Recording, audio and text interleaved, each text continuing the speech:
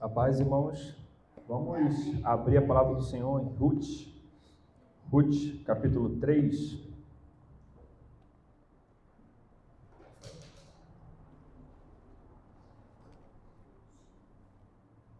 Ruth, capítulo 3. Antes nós vamos recapitular aquilo que já vimos até aqui. Nós vimos que o livro de Ruth ele é uma narrativa e vimos que ele se apresenta cada cena como se fosse uma novela, né? Algumas irmãs levaram isso até muito a sério. Mas vamos recapitular o que nós vimos até aqui. Nós vimos no início do livro de Ruth que um homem chamado Alimeleque saiu junto com a sua esposa Noemi e seus filhos de Belém por causa da fome que estava em Belém, por causa do juízo que Deus estava aplicando a Israel, ao seu próprio povo. Nós vimos que essa decisão não trouxe fartura para a família, mas trouxe morte. Alimeleque morreu, os seus 2 filhos morreram, e nós vimos que Noemi se encontrou sozinha com as suas 2 noras. Nós vimos que uma das suas noras era Ruth. Ruth toma a decisão de seguir Noemi, de servir ao Deus de Noemi, o Deus de Israel, e ela, contra todas as expectativas contrárias à sua vida, ela decide seguir Noemi. Nós vimos que esse seguir Noemi implicou em ela abrir mão de voltar para os seus pais, de ter uma família, de ter um marido. Ela correu o risco de, como estrangeira, como moabita, passar a vida toda solteira, como viúva, na verdade, né? Viúva, junto com Noemi. Nós vimos no capítulo 2 que Ruth ela vai rebuscar as espigas e dentro dos campos que ela estava trabalhando, ela acaba entrando no campo de Boaz. Nós vimos que no sermão passado foi introduzido esse novo personagem chamado Boaz. Nós vimos que Ruth ela encontrou bondade, compaixão, benignidade desse homem chamado Boaz, e isso trouxe grande espanto para ela, porque ela, como estrangeira, como moabita, como esse homem de Israel, um homem rico, dono de várias propriedades, estava dispensando tamanha compaixão e tamanha bondade para com ela. Nós vimos esse encontro pela primeira vez, né, entre Ruth e entre Boaz. Nós vimos também na exposição passada Noemi, que se encontrava amarga, que não queria mais ser chamada de Noemi, mas sim de Mara, agora começa a demonstrar uma esperança. Ela afirma que Deus tem sido benevolente, que Deus tem sido bondoso, não somente com os mortos, mas também com os vivos, por causa daqueles que pertenciam à família de Alimeleque. Nós vimos que, no final do capítulo 2, que Ruth trabalhou nos campos de Boaz por provavelmente cerca de 3 meses, tá? De repente menos ou mais. Então ela ficou por 3 meses trabalhando, rebuscando nas espigas, né, entre os segadores, e ali ela conseguiu o sustento não somente para si, mas também para Noemi.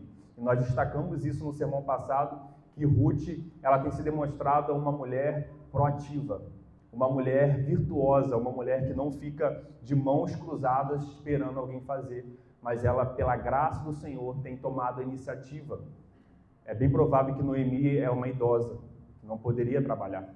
E Ruth assume esse papel, que seria o papel primário dos homens, mas pela ausência de homens por causa da morte, ela assume esse papel. E hoje, no capítulo 3, nós vamos continuar seguindo nessa narrativa e vamos ver que o encontro que Ruth e Boaz tiveram no capítulo 2, agora vai ser novamente no capítulo 3, acontecer novamente no capítulo 3. Nós não sabemos se durante esses 3 meses eles tiveram algum outro diálogo. O texto não mostra para nós. Parece que na correria, de repente, não. E nós vamos ver que a mesma estrutura que estava no capítulo 2, qual estrutura? A conversa entre Noemi e Ruth, a conversa entre uma nora e sua sogra, também vai se repetir no capítulo 3, porque o início do capítulo 3 é exatamente igual. Há uma conversa inicial entre Ruth e Noemi, algumas orientações de Noemi como uma mulher idosa, mais experiente, para com Ruth, uma jovem, e aí vai se desenrolar com o encontro novamente entre Boaz e entre Ruth, tá? Vamos ler então todo o capítulo 3 e depois nós vamos fazer as exposições. capítulo 3, disse-lhe Noemi, sua sogra: minha filha, não hei de eu buscar-te um lar para que sejas feliz? Ora, pois não é Boaz na companhia de cujas servas estiveste um dos nossos parentes? Eis que esta noite a limpará a cevada na eira. Banha-te e unge-te, e põe-te os teus melhores vestidos, e desce a eira, porém não te deis a conhecer ao homem, até que venha acabado de comer e beber. Quando ele repousar, notarás o lugar em que se deita. Então chegarás e lhe descobrirás os pés, e te deitarás. Ele te dirá o que deves fazer. Respondeu-lhe Rute: tudo quanto me disseres, farei. Então foi para a eira, e fez conforme tudo quanto sua sogra lhe havia ordenado.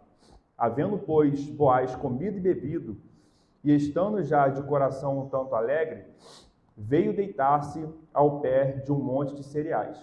Então chegou a ela de mansinho e lhe descobriu os pés. Chegou a ele ela de mansinho e lhe descobriu os pés e se deitou.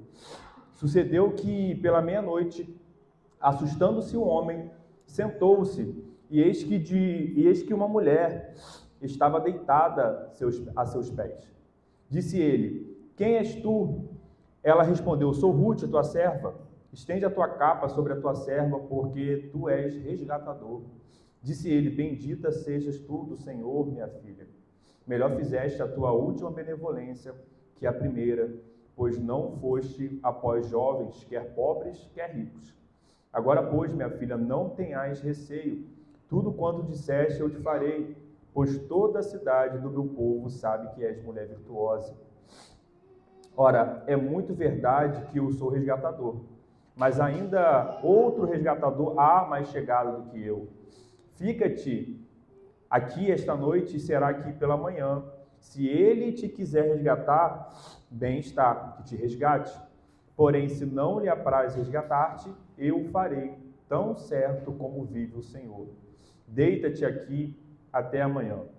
Ficou, pois, deitado a seus pés até pela manhã, e levantou-se antes que pudessem conhecer um ao outro, porque ele disse: não se saiba que veio mulher à eira.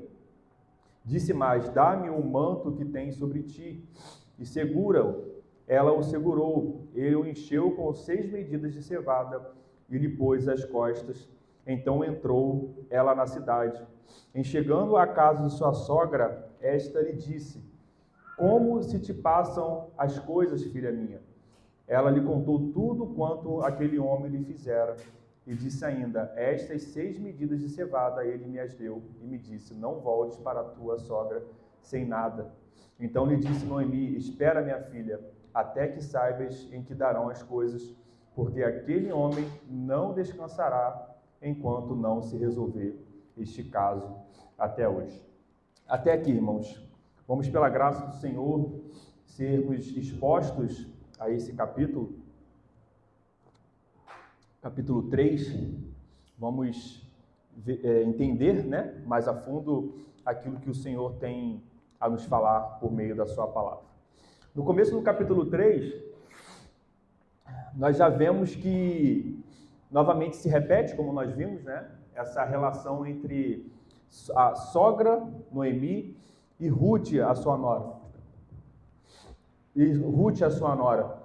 E nessa relação, é interessante nós vermos aqui que o tratamento de Noemi para com Rute... Obrigado, meu irmão.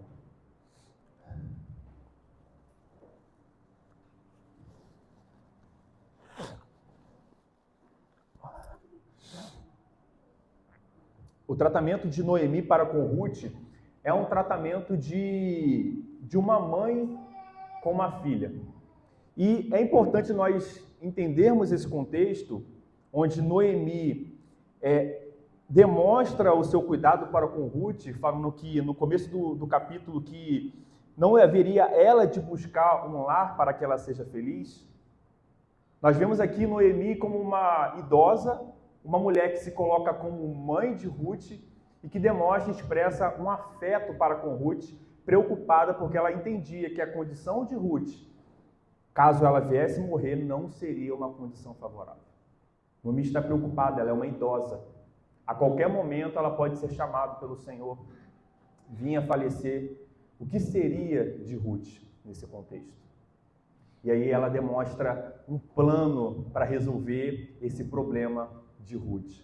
E ao ler os primeiros versos, ao primeiro olhar, e aí nós temos que ter um cuidado entre deduzir do texto e induzir ao texto. A dedução, o texto fala conosco, nós chegamos à conclusão, e a indução nós partimos de nós mesmos e queremos trazer os nossos conceitos para o texto. Quando nós induzimos, nós temos, às vezes, o problema de entender que aqui Noemi parece estar incentivando Ruth a se colocar numa situação de licenciosidade, uma situação de sensualidade, uma situação onde ela quer, de forma sensual, seduzir a Boaz.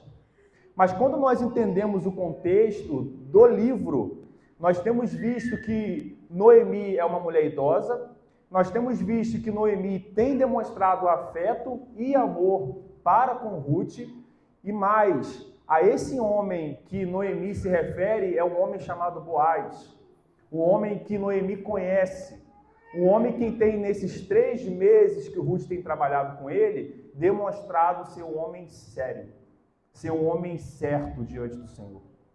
Então Noemi não está aconselhando Ruth a fazer algo pecaminoso. Não é isso que o texto diz. Se nós chegamos a essa conclusão é porque nós completamos aonde o texto parou por causa da nossa realidade. Então, o que Noemi tem como plano aqui é um plano onde ela enxerga uma oportunidade. É bem provável que nesses 3 meses, Ruth e Boaz não tiveram uma oportunidade de ficar a sós, de ficar somente os dois. Provavelmente pelo trabalho, nós vimos no capítulo 2 que Boaz chega ao campo depois de estar na cidade. É bem provável que a sua rotina era entre a cidade e entre o campo, como o senhor de muitas terras que ele era. E nessa correria é bem provável também que eles não tiveram uma oportunidade de estar a sós. Então, o que nós enxergamos nessa cena? Enxergamos uma senhora chamada Noemi, uma senhora que ama Ruth, a sua nora, uma senhora que está desejando, orando, vamos assim dizer, para que Ruth encontre um homem. Ela vê que esse homem pode ser Boaz, o resgatador da família, e além disso, nós podemos montar essa cena como, por algum motivo que nós não sabemos, Noemi tomou ciência de que Boaz estaria à ira. Ela tomou ciência que naquele determinado horário, ao entardecer para o anoitecer, ele estaria na ira. E ela enxergou isso como uma grande oportunidade, não deixou essa oportunidade passar e aconselhou Ruth a vestir a sua melhor roupa, a banhar-te, ou seja, tomar um banho, a ungir-te, que podemos entender como perfumes, Perfumes para ficar cheirosa, e pôr os melhores vestidos, verso 3, e descer até a eira. E veja o conselho de Noemi: faça tudo isso sem que ninguém te veja. Aqui é o entardecer para o anoitecer. Porque nós vamos ver na narrativa que é bem provável que a eira, o que era a eira, meus irmãos? Nós vimos aqui toda a colheita que teve do trigo, da cevada, e existia um lugar mais retirado, onde o fruto, o produto dessa colheita era levado, e ali eram separados os grãos. Ali temos uma ideia tipo de trituração, de separação da casca, abrir o grão. Então a eira era um lugar retirado. E era muito comum, segundo os relatos, e naturalmente, que por ser um lugar retirado e escuro, era bem provável que muitas pessoas utilizavam esse ambiente para praticar licenciosidades, coisas envolvendo imoralidade sexual. Então, o conselho de Noemi é um conselho para que Ruth tome cuidado, para que essa atitude dela não fosse interpretada contrariamente a ela, mudando toda a sua honra que ela vem construindo na Israel, como nós vamos ver que o próprio Boaz já reconhece ela como mulher virtuosa. E aqui nós vemos o plano de Noemi, a atitude de Noemi e o aceite de Ruth. Novamente, ela segue o conselho de Noemi. Ela aceita essa missão. Ela entende que também há um anseio ali pelo casamento. Há um desejo por um resgatador. A situação de Ruth não é favorável. Ela sabe disso. E ela enxerga essa oportunidade e não deixa passar essa oportunidade. E aqui nós podemos pensar sobre a soberania de Deus e sobre a responsabilidade do homem. Nós vemos que Noemi, ela está agindo de acordo com seus olhos, de acordo com as oportunidades que aparecem diante dela. Mas isso não implica uma ação contrária à soberania de Deus. Deus continua soberano, Deus continua governando. Nós temos visto isso desde o capítulo 1, que a mão de Deus está conectando todas as coisas. Os agentes não sabem. Ruth não sabe que ela faz parte de uma história muito maior que envolve o Messias. Ela não sabe que o rei Davi viria da descendência dela. Ela foi bisavó do rei Davi.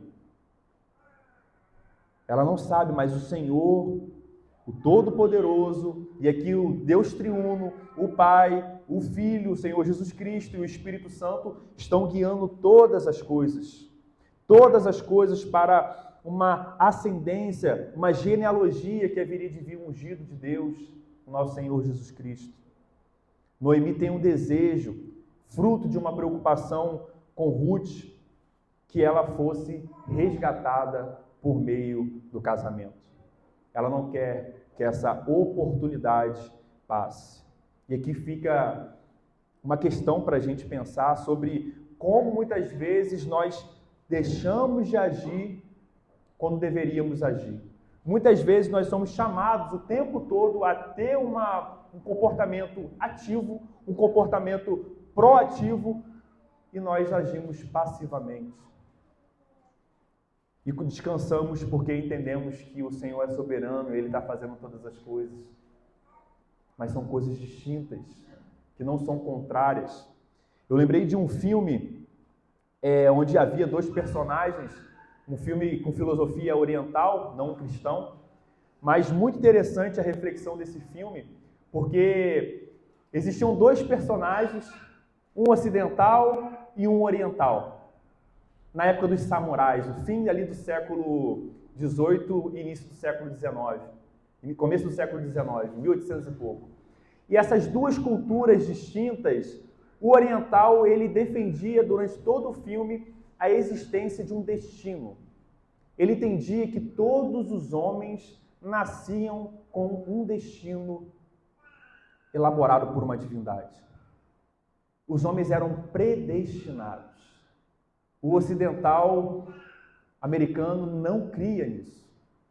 Mas depois de ficar tanto exposto àquela cultura oriental, no final do filme, no momento de guerra, de confronto, o oriental ele bate no peito, desanimado, e ele entende que hoje é o meu dia de morrer. Esse é o meu destino. Eu sempre soube que o meu destino era morrer nessa batalha. E aí, a resposta do ocidental no filme é uma resposta que nós conseguimos aplicar aqui. Porque o ocidental, ele, ao ser questionado, você crê que todos nós temos o destino? A resposta dele foi o seguinte: eu acredito que nós devemos fazer tudo o que está ao nosso alcance até que o destino se mostre a nós. Eu acredito que nós devemos fazer tudo o que está ao nosso alcance até que o destino se mostre a nós. Qual é a ideia aqui? A ideia é que, sim, existe o destino, existe todas as coisas predestinadas pelo nosso Senhor, todas as coisas decretadas por Deus, mas nós não somos chamados a viver de acordo com os decretos, sob a luz dos decretos de Deus. Nós somos chamados a viver de acordo com a vontade revelada do Senhor. Deuteronômio 29, as coisas ocultas a Deus pertencem, as coisas reveladas nós tomamos posse. Os decretos de Deus vão se cumprir. porque Ele é soberano, Ele é todo-poderoso, todas as coisas vão convergir para o cumprimento da sua vontade, mas nós não conhecemos a sua vontade decretiva.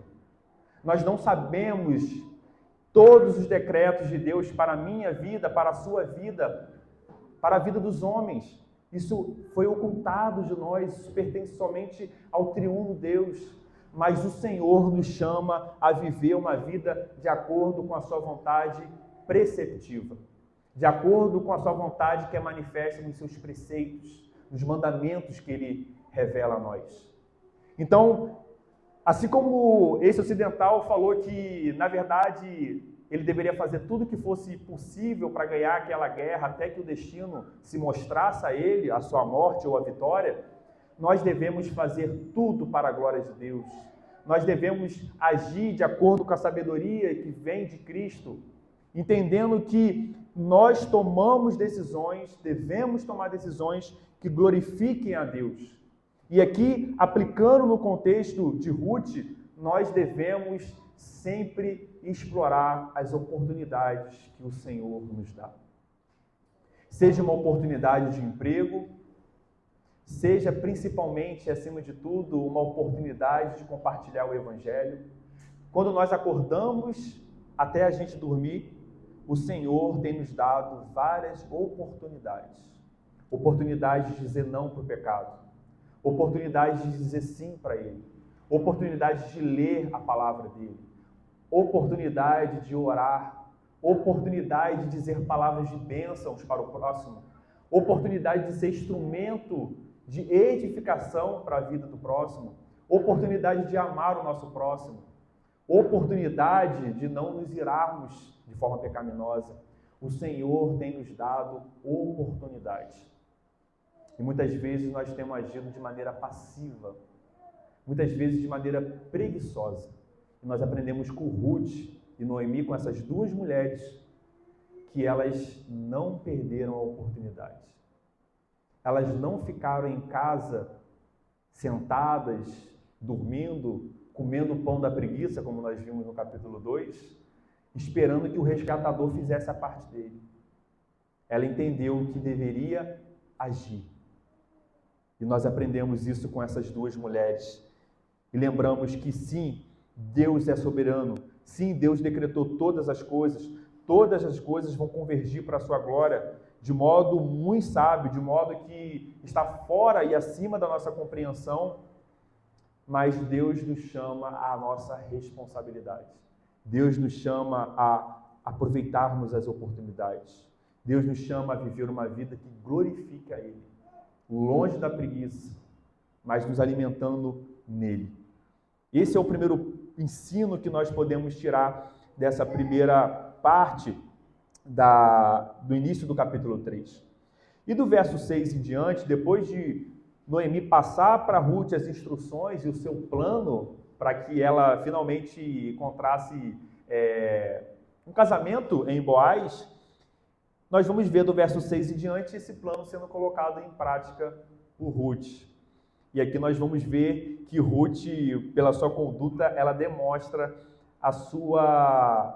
o seu anseio, o seu desejo pelo casamento. Ela entende que o casamento é uma bênção e é o resgate dela, é a salvação da sua situação.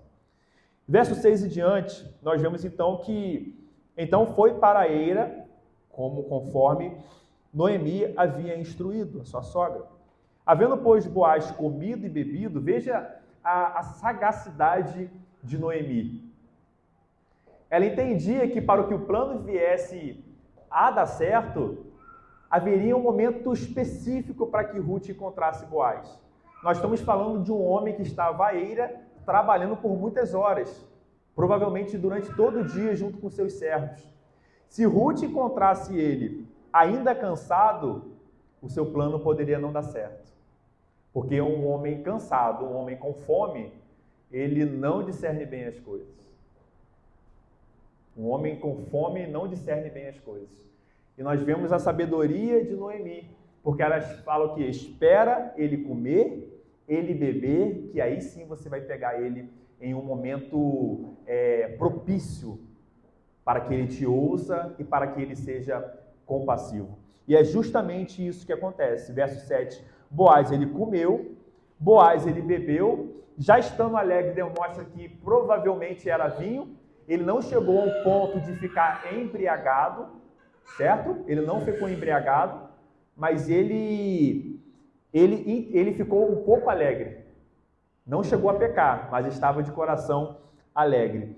E aí, nesse momento, onde ele já estava com o coração tanto alegre, veio a deitar-se ao pé de um monte de cereais. Então chegou ela de mansinho e lhe descobriu os pés e se deitou. A cena aqui é um homem que trabalhou, que comeu fartamente, que bebeu o vinho, que se alegrou e agora ele estava deitado num monte de trigo, da cevada ali para tirar um sono, uma soneca, se assim a gente pode dizer. E Ruth enxerga ali uma oportunidade. E é interessante que tudo isso se dá à escura.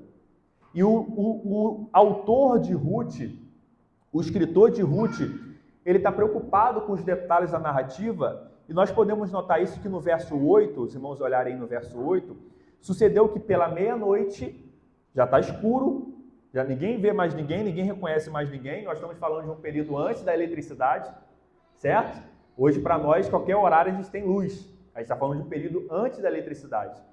Um período que, sem chamas, sem o instrumento correto, ficava tudo realmente um breu. E aí, veja como o escritor quer nos inserir na cena. Ele diz, sucedeu que pela meia-noite, assustando-se o homem. Por que ele não chamou ele de Boaz? Por que o homem? Sentou-se, eis que uma mulher, indefinidamente, ele usa o artigo indefinido, uma mulher. Irmãos, isso aqui não é por acaso.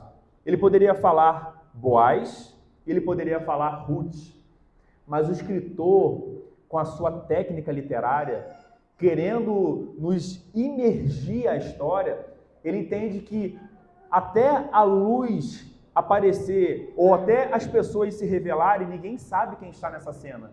Existe um homem nessa cena e existe uma mulher. Nós sabemos de fora da história que é Ruth e que é Boaz, mas o narrador ele está contando a história com cenas que são seguidas, há uma sequência de cenas. Até ela revelar ele quem é, até eles começarem a conversa, até então é um homem e uma mulher que se encontram juntos naquele momento. E nós vemos que ele toma um susto, porque até então ele se achava sozinho naquela escuridão. Então ele toma um susto e pergunta, quem és tu? Aí sim, agora nós vemos a nomeação dos personagens. Sou Ruth, tua serva, estende a tua capa sobre a tua serva, porque tu és resgatador. No capítulo 2, nós vimos que Boaz, ele abençoou Ruth pela decisão que ela tomou. E Boaz disse que Ruth encontraria debaixo das asas de Deus segurança, proteção. Ruth não esqueceu das palavras de Boaz.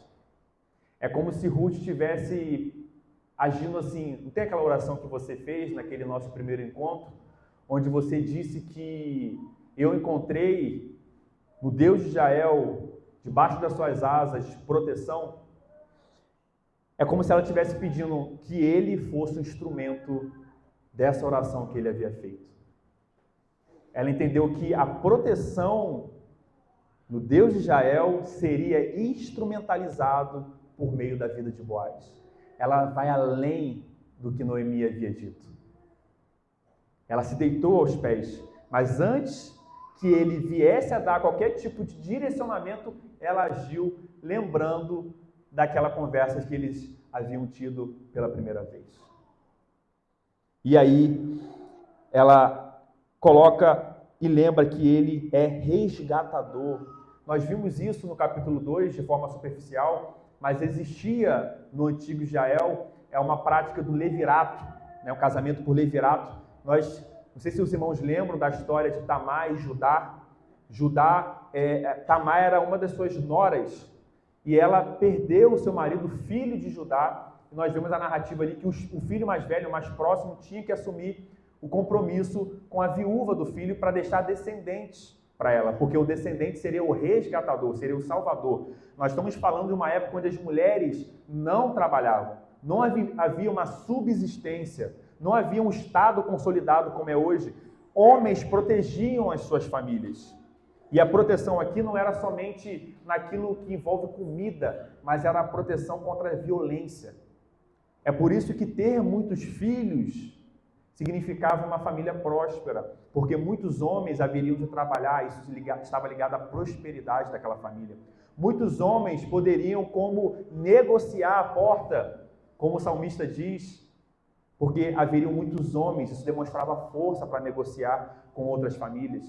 Então, a prática do levirato, do casamento pelo levirato, era justamente essa, proteção das mulheres. A proteção dentro daquela família para preservar o descendente do falecido. E nós vimos que o Tamar, né, que nós não vamos entrar nessa história por menores, mas nós vimos ali que ela foi negligenciada, era o direito dela. E aí ela teve que agir com toda a sagacidade para conseguir que o seu direito fosse observado. Então, a mesma ideia do levirato que está lá entre Judá e Tamar é o que Ruth está pedindo aqui. Havia alguém de resgatá-la. Era necessário ela ter um resgatador. E ela afirma, tu és resgatador. A ideia aqui, me resgate. Me resgate. Pois somente assim eu encontrarei proteção, segurança, fartura, como nós temos visto Boaz, um homem compassivo, e demonstrado toda essa sua misericórdia e bondade já na história, desde o capítulo 2, quando ele entrou em cena. E nós vemos aqui que, ao dizer isso, Ruth entende que o casamento é o meio pelo qual ela será resgatada. E aqui nós podemos tocar sobre algo tão importante que tem sido desvalorizado na nossa geração, que é o casamento. A nossa geração, ela não valoriza mais o casamento. Ela não enxerga o casamento como uma bênção do Senhor, como uma bênção do Deus Supremo, onde homem e mulher agora se unirão e instituirão uma nova família, ligada à procriação da humanidade, à preservação da humanidade, e isso tudo para a glória de Deus. Ruth entendeu isso. Mas muitos de nós, cristãos, não temos entendido o real valor do casamento. Vamos abrir em Efésios, capítulo 5, verso 22, onde o apóstolo Paulo fala sobre o casamento, o papel do homem e da mulher. Efésios 5, 22.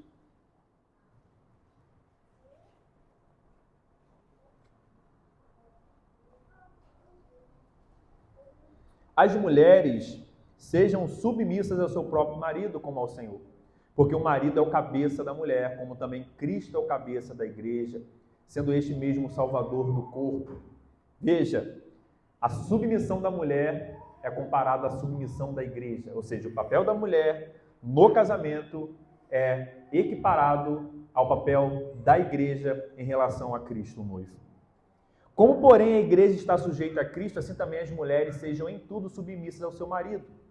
Maridos, amai vossa mulher, como também Cristo amou a igreja e a si mesmo se entregou por ela, para que a santificasse, tendo-a purificado por meio da lavagem de água pela palavra, para a apresentar a si mesma igreja gloriosa, sem mácula, sem ruga, nem coisa semelhante, porém santa e sem defeito.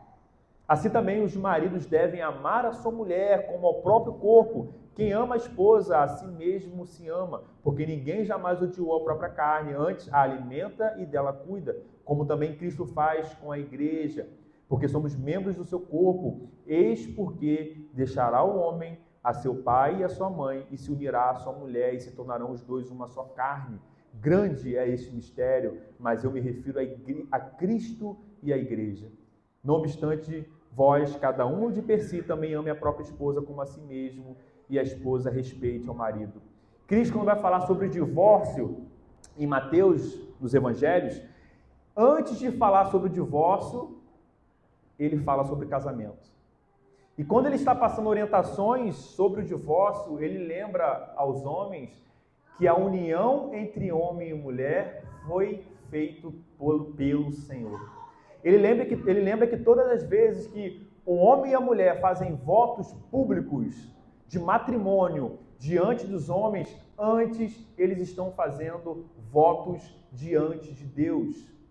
Irmãos, o casamento ele vai para além da questão eclesiástica, para além da questão religiosa, porque até os ímpios casam. E isso é determinação do Senhor. Deus uniu homem e mulher, e toda a união que é feita por Deus, Cristo lembra que homem algum separe. Aquilo que Deus uniu, homem algum separe. E nós vemos aqui em Efésios, Cristo, nós vamos ver essa analogia que aponta também para Apocalipse, onde o noivo está ali aguardando no momento de bodas do Cordeiro. Nós vemos que existe um mistério por trás do casamento que torna o casamento ainda mais importante. Porque no casamento, na união entre o homem e a mulher, ambos saindo das suas casas, da casa dos seus pais e formando uma família, isso tudo aponta para algo superior, algo eterno, que é a união entre Cristo e a sua noiva, a igreja, que somos nós. Olha o valor que Deus atribui ao casamento. Não tem a beleza de Cristo? Tudo que envolve o seu sacrifício por nós, o casamento está apontando para isso. E nós temos esquecido do significado do casamento. A geração está perdida, a nossa geração. As pessoas se casam como meros contratos de conveniência. A partir do momento que não convém mais, o divórcio é a primeira saída, simples, rápido. Hoje, de forma extrajudicial, mais barato do que casar. Rápido, os dois estão divorciados e prontos para casar novamente, pela terceira, pela quarta ou pela quinta vez, ou manter uma união estável para não ficar tão feio, porque são tantos casamentos nas costas, que é melhor manter uma união estável para não ficar tão feio publicamente. Perdeu o valor do casamento. Diluiu-se todos os princípios que ainda vigoravam até mesmo na sociedade entre os ímpios.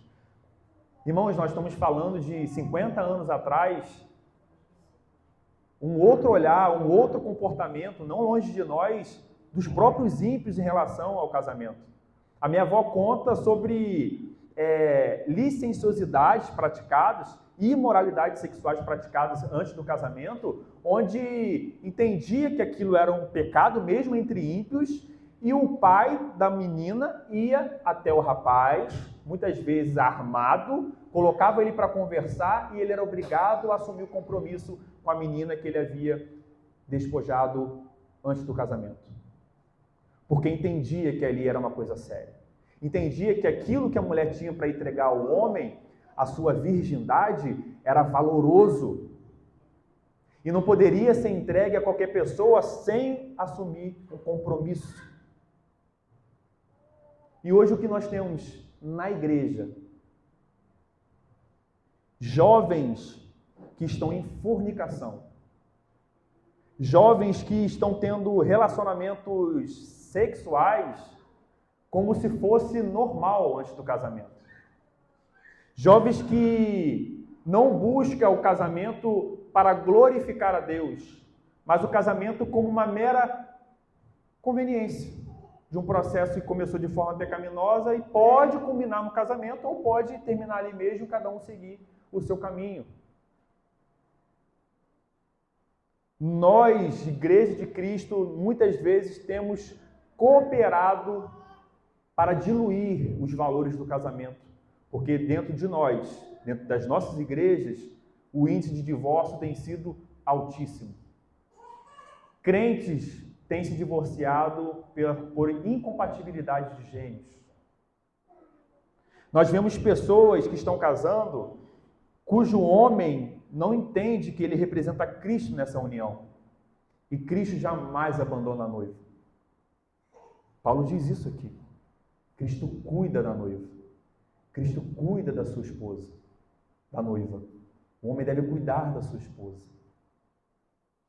A mulher, ela se submete ao homem, não como aquela que submete a um tirano, mas aquela que submete como a igreja se submete a Cristo.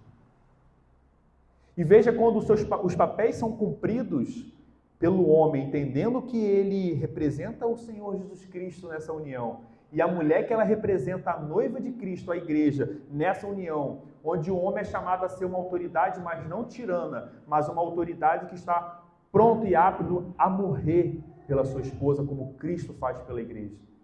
E a esposa que se submete ao homem de forma amorosa, como Paulo vai finalizar aqui, respeite a vossos maridos. A submissão da mulher ao homem é uma submissão em amor, em respeito. E quando isso acontece, quando esses papéis são bem observados no casamento, há chance de ser bem-sucedido. Conflitos virão. O próprio Vitor trouxe isso pela manhã. Conflitos virão. São dois pecadores unidos. Mas são dois pecadores que entendem que as suas imperfeições, que as suas condutas muitas vezes pecaminosas, são levados aos pés de Cristo. E ali nós somos todos os dias redimidos por Cristo. Somos lembrados dos nossos papéis como maridos. E as mulheres são lembradas dos seus papéis como esposas. Esse é o mistério que Paulo se refere, não a nós, mas a Cristo e a sua igreja. Essa cena onde há um casamento entre homem e mulher, existe um mistério por trás muito maior, que é Cristo e a igreja. É como se Deus, o Criador de todas as coisas, o Supremo Poeta, está trabalhando na sua criação, e esse casamento que ele instituiu lá no princípio de todas as coisas, com Adão e Eva, já estava apontando para Cristo e a sua igreja. Cristo e a sua igreja é antes. Está nos planos eternos do Senhor. A união de Cristo, o seu desejo por sua noiva, a igreja, não começa na encarnação. Está nos planos desde a eternidade da Trindade. A esposa de Cristo, a noiva de Cristo. Esse é o valor do casamento. Esse é o valor do casamento que Ruth deseja para a sua vida. Ela quer casar, e aqui fica para os solteiros um estímulo ao casamento. Um estímulo a buscar a união em Cristo. Nós às vezes brincamos, né? E tem por aí um pensar de que casar é uma coisa ruim, de que casar é se prender, de que casar é atrasar a sua vida. Mas existem bênçãos e nós somos amadurecidos, tanto os homens quanto as mulheres, no casamento, dentro dessa união. Então, casem. E façam como Ruth, não percam as oportunidades. Se Ruth, uma mulher, fez isso, nós, os homens, devem aprender com Ruth aqui e são muito mais exigidos na atividade, porque Ruth estava numa circunstância adversa. Os homens são chamados a não perder a oportunidade. Não?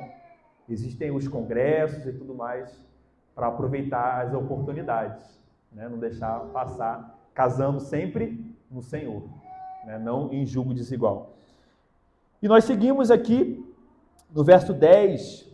Agora Boaz responde a Ruth: bendita sejas tu. Está tendo um diálogo entre Boaz e Ruth. Ruth iniciou, lembrou da oração que ele fez no capítulo 2 e falou para ele: olha só, você vai ser um instrumento de Deus para ser o resgatador da minha vida.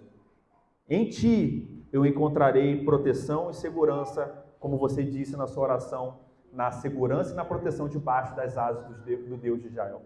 E aqui no verso 10, Boaz responde: bendita sejas tu do Senhor, minha filha. A ideia aqui, irmãos, que Boaz era uma pessoa mais velha, tá? A gente não sabe a idade, mas uma pessoa madura, não era um jovem, ele era um homem maduro, experiente, bem provável por mais de 40 anos aí de idade. Demonstra ser um homem experiente. Melhor fizeste a tua última benevolência do que a primeira. Qual foi a primeira benevolência de Ruth? Seguir Noemi. Essa foi a primeira benevolência que ele relembrou no capítulo 2. Então, ele está louvando o comportamento de Ruth. Isso que você está fazendo, Ruth, aos meus pés, lembrando que eu sou resgatador, bem fizeste. Essa sua benevolência foi melhor do que a primeira benevolência. Pois não fostes após jovens. Ruth era jovem.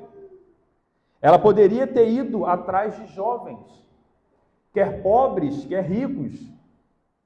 Ela poderia, numa circunstância, buscar o casamento entre jovens ali, pessoas próximas da sua idade, às vezes num momento de desespero, uma circunstância diversa, mas ele louva a Ruth porque ela não agiu por impulsividade, ela agiu com sabedoria, mesmo ele sendo um homem mais velho.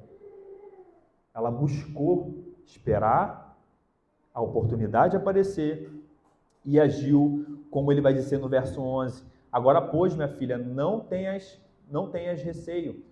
Tudo quanto disseste, eu te farei. Lembra que na conversa com Noemi falou que para ela se chegar naquela cena, sentar aos pés de Boaz, esperar para que ele desse e tudo que ele ordenasse ela deveria fazer? Agora há uma inversão.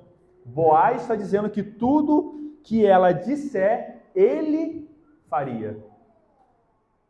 Ele confessou que já existe um afeto entre os dois.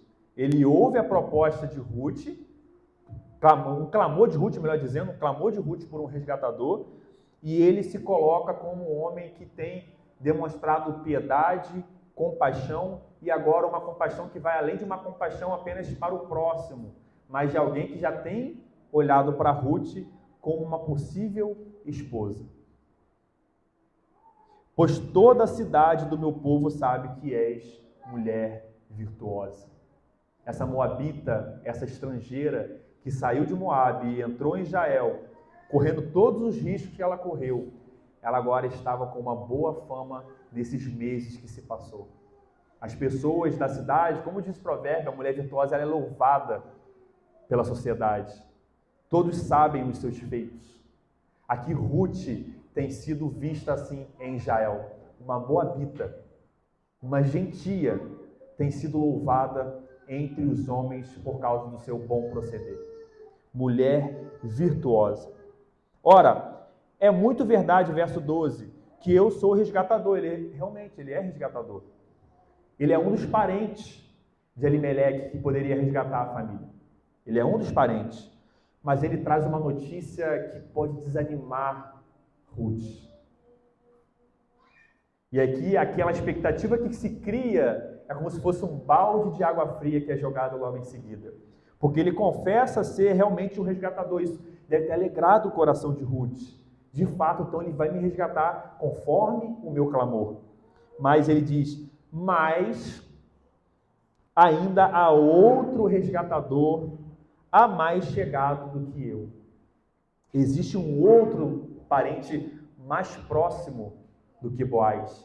E na ordem do parente mais próximo, o mais próximo da família é o que tinha o direito e a prerrogativa de resgatar aquela família, ficar com as propriedades, inclusive casar com as viúvas. Certo? Casar-se com as viúvas.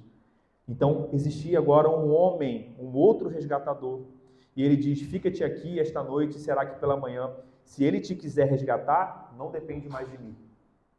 Se ele quiser resgatar, bem está que ele resgate, porém, se não lhe apraz resgatar-te, eu farei tão certo como vive o Senhor, deita-te aqui até amanhã. E ficou-se, pois, deitado a seus pés até pela manhã, levantou-se antes que pudessem conhecer um ao outro, já estava provavelmente escuro ainda, madrugada, quase amanhecendo, e ele disse, não se sabe a que veio mulher a ira. Conforme eu falei na introdução, a ira era um ambiente que muitas vezes era praticado licenciosidade. Boaz está preocupado com a reputação de Ruth. Ele fala, vá embora, porque mesmo que nós tivemos apenas uma conversa, as pessoas podem interpretar de modo que não foi apenas uma conversa que aconteceu ali. Então ele instrui, vai-te embora, para que você não seja vista comigo aqui na ilha. E uma coisa nós podemos tirar de lição dessa cena, e agora principalmente de Boaz. Boaz confessa a sua boa intenção para com Ruth. Boaz, podemos dizer, declara o seu amor para com Ruth, o seu desejo de ser resgatador, o resgatador dela. Mas ele entende que existe algo que está acima da sua vontade, que está acima do seu desejo. E nós devemos aprender porque Boaz ele não demonstra um amor como um amor pregado por Hollywood. O amor agido na paixão desenfreada. O amor que coloca os seus prazeres e a sua própria vontade, seus desejos carnais, acima do que é certo. Acima do que Deus ordena. Boaz não faz isso.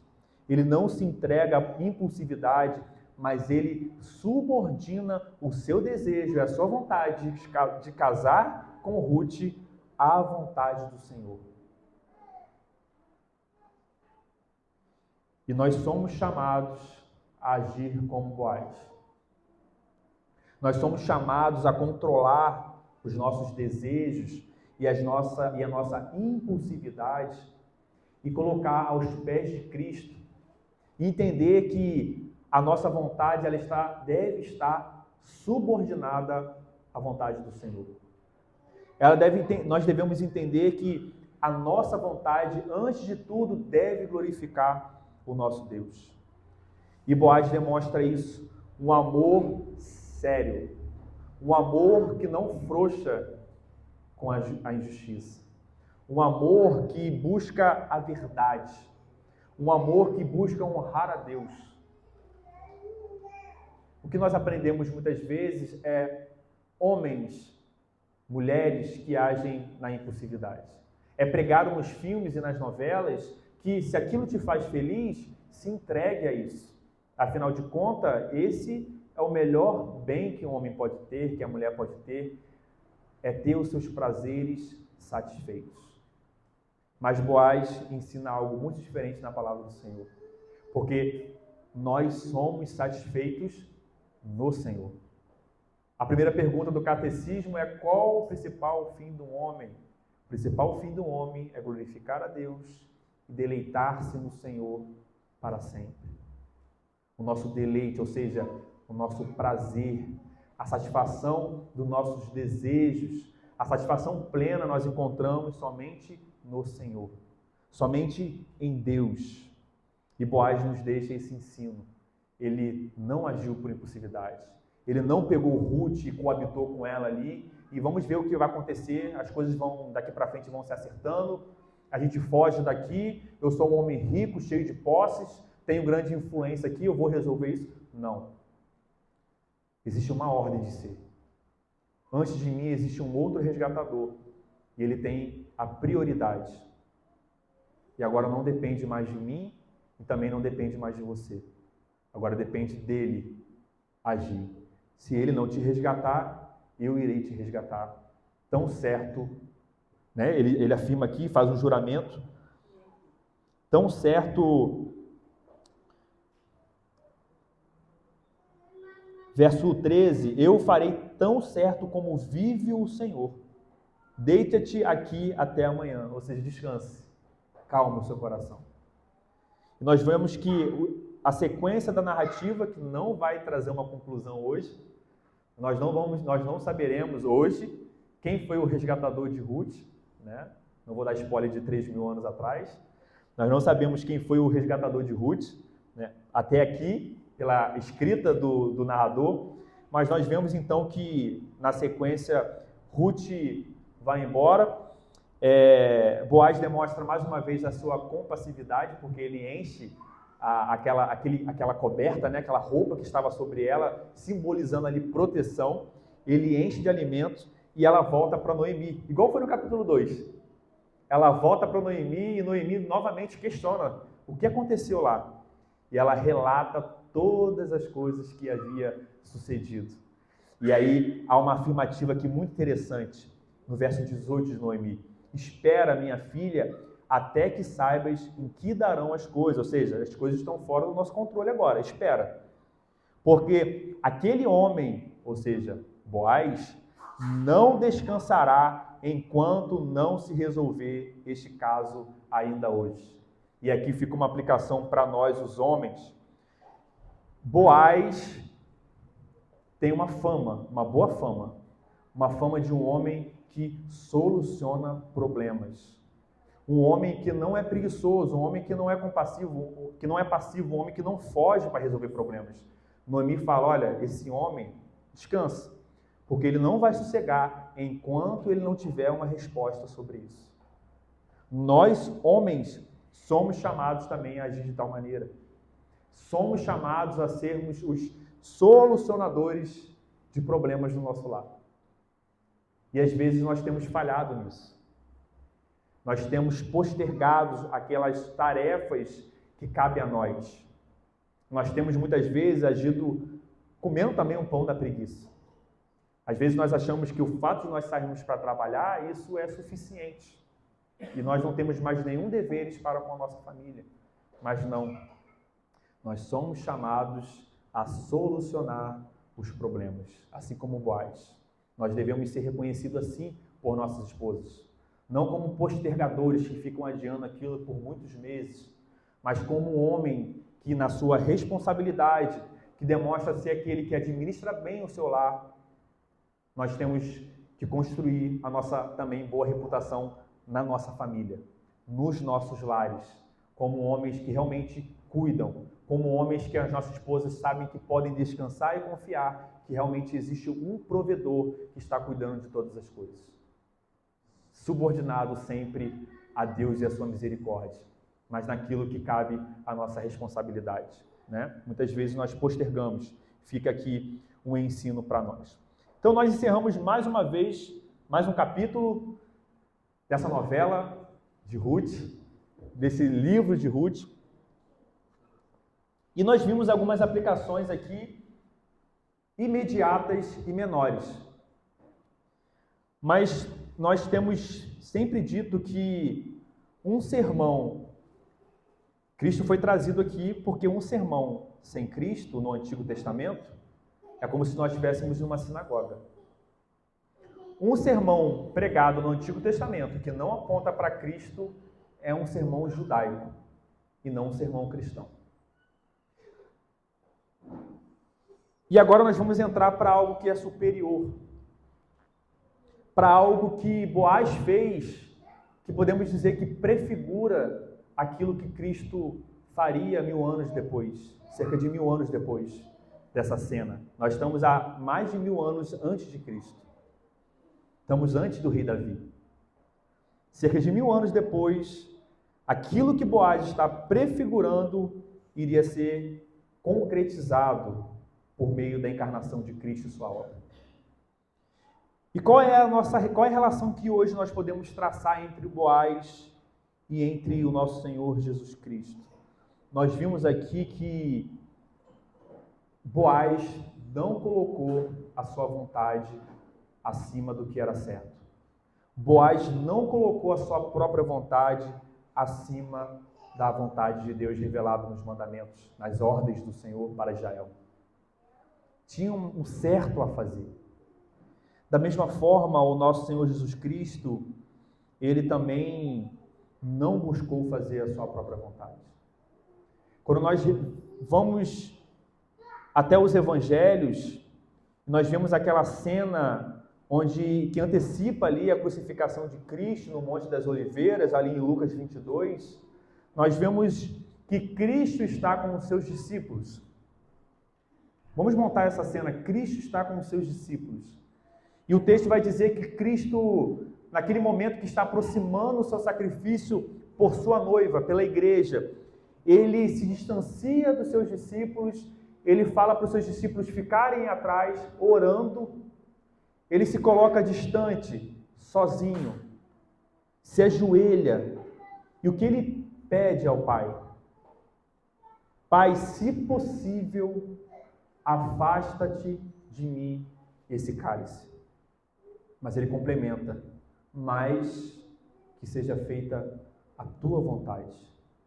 E nós vemos que nessa cena onde Cristo está no Monte das Oliveiras, ajoelhado, falando com o Pai, onde Lucas vai relatar que anjos desceram para consolar o Senhor Jesus Cristo, nós vemos que a sua angústia foi de foi tão grande que ele transpirou e suou sangue, e gotas caíam do seu corpo na terra, gotas de sangue.